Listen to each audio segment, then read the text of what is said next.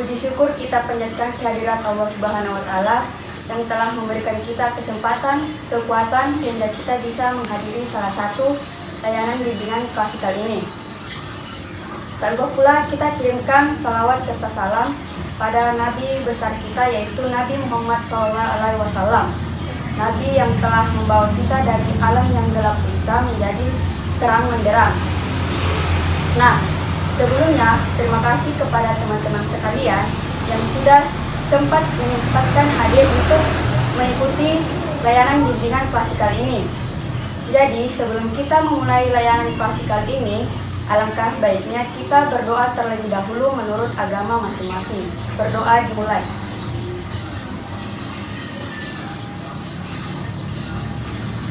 Berdoa selesai. Baiklah, bagaimana kabar teman-teman sekalian? Alhamdulillah baik. Ya. Baik, saya harap kepada teman-teman untuk mempunyai kesiapan untuk melakukan bimbingan klasikal ini, yang mana bimbingan klasikal ini kita tampu dengan waktu 1 kali 30 menit, di mana topik yang kita bahas yaitu kesulitan belajar. Adapun tujuan-tujuan yang teman-teman akan capai dalam kesempatan bimbingan klasikal ini, tujuan yang pertama yaitu teman-teman bisa mengenal kesulitan belajar yang ada pada siswa. Yang kedua, dapat menguraikan tentang penyebab masalah kesulitan belajar. Yang ketiga, dapat memecahkan masalah kesulitan belajar. Nah, adapun langkah-langkah kegiatan kita pada layanan bimbingan klasikal ini, yang pertama yaitu tahap pendahuluan. Yang kedua, tahap inti, di mana saya akan memaparkan sebuah PPT dan lembar kerja yang harus diisi. Yang ketiga itu penutup. Baik, kita langsung saja masuk ke tahap inti. Sebelumnya saya ingin bertanya kepada teman-teman sekalian, menurut kalian apa itu kesulitan belajar? Ada yang tahu?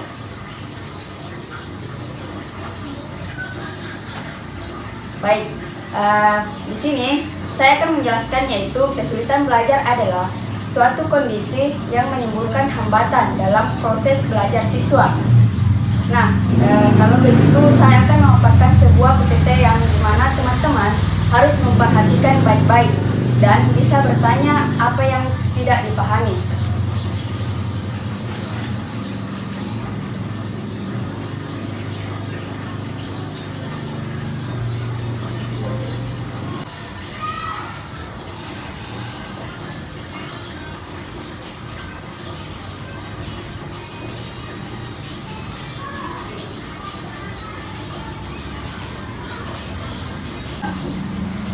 Baik, inilah sebuah PPT yang teman-teman perhatikan baik-baik. Tips mengatasi kesulitan belajar. Ini semangat belajar, di mana peserta didik yang sangat-sangat semangat belajar. Selanjutnya, ini peserta didik yang malas belajar. Apa sih malas belajar itu? Malas belajar yaitu suatu kondisi psikologis di mana anak tidak dapat belajar secara wajar disebabkan adanya ancaman, hambatan, ataupun gangguan baik yang datang dari diri sendiri maupun faktor luar, sehingga menyebabkan kemalasan dalam proses belajar. Selanjutnya yaitu apa sih dampak malas belajar?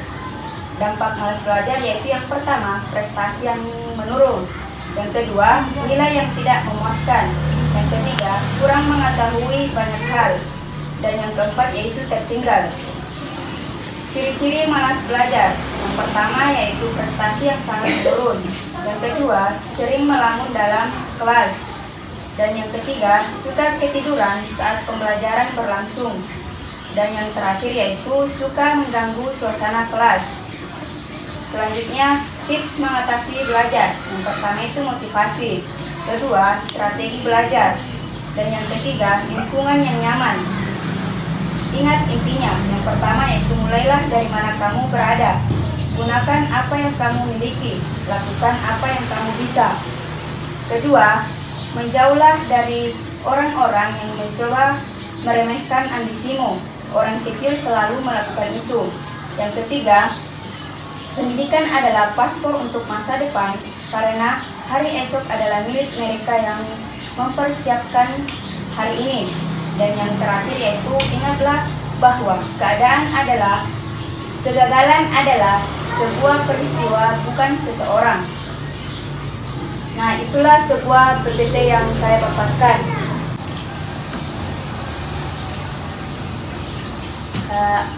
Apakah teman-teman sekalian ada yang ingin bertanya? Saya, Kak. Silahkan. Seorang anak biasanya mengalami kesulitan belajar, dan itu biasanya dipengaruhi oleh emosional anak tersebut. Pertanyaan saya, bagaimanakah hubungan antara emosional anak dengan kesulitan belajar pada anak? Baik, terima kasih atas pertanyaannya. Langsung saja saya jawab. Pertanyaan dari teman kita yaitu Gusti.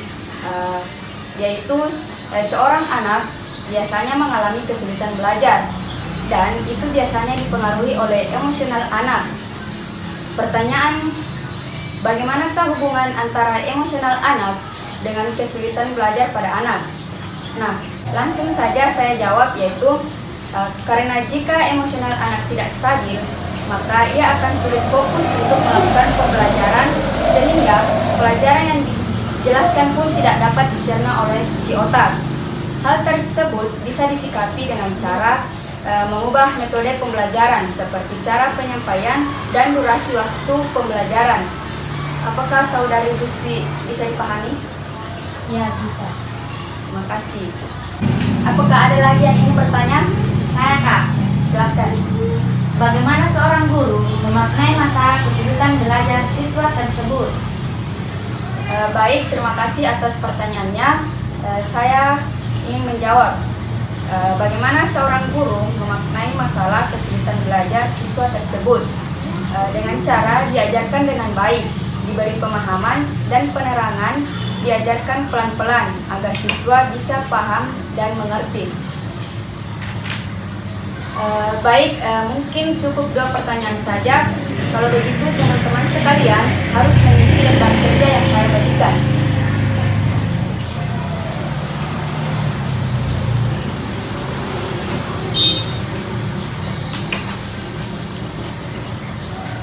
Silahkan diisi.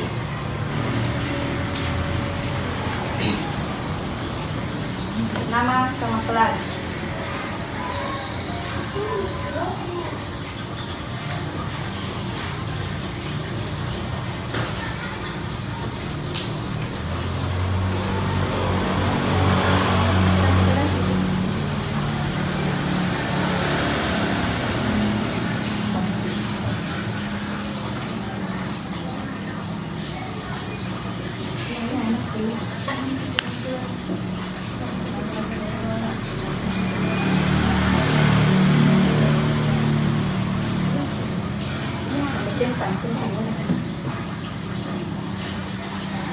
Sesuai dengan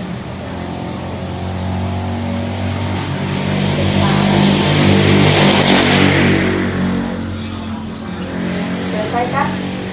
Sudah.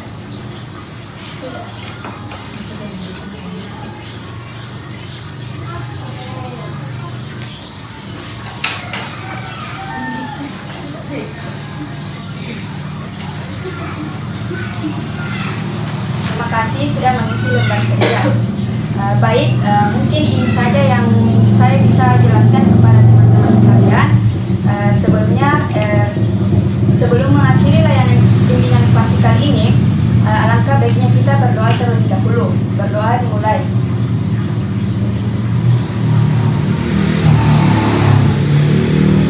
Berdoa selesai.